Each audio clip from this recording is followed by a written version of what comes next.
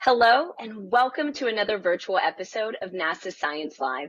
I'm your host, Tahira Allen. The two largest planets in our solar system, Saturn and Jupiter, will appear in the night sky as if they are nearly touching. And yes, it only appears every 20 years. However, the last time it has been seen this close was in 1623. So get excited, guys, this big moment. Let's get started. I am joined today by Dr. Henry Throop, astronomer at NASA headquarters. Henry, thank you so much for being with us today. Can you share with us what's the science behind what's happening?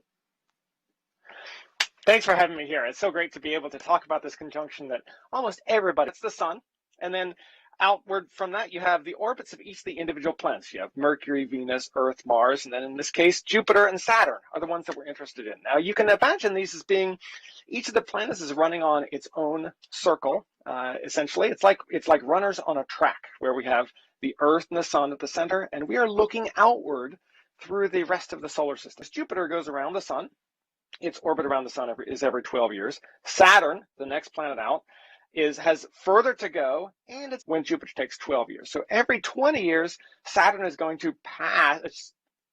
going to pass Saturn in its orbit.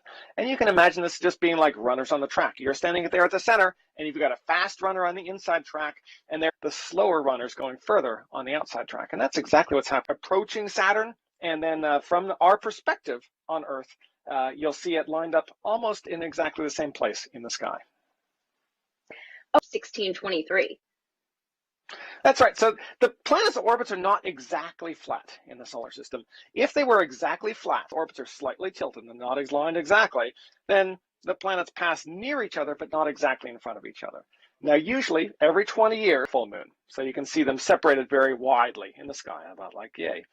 Now, this particular time, they're coming very close, and that's just because of the alignment between them.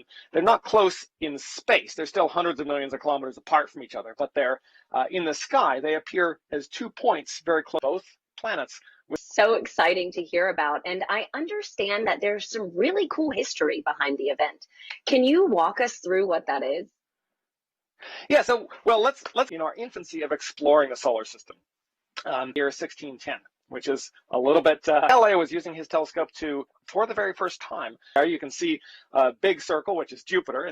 And so in 1610, was that it had these moons. They had just been to Saturn. He didn't know what they were, and it was later observations what Saturn. At the time of, they were described as handles on a cup, or perhaps moons that were fixed on both edges of Saturn. So 400 years ago, that's what our knowledge of the sun to see these moons, very similar to how Galileo, and with a similarly sized telescope or binoculars, or we call them the Galilean moons. It shows the 4 moons of Jupiter.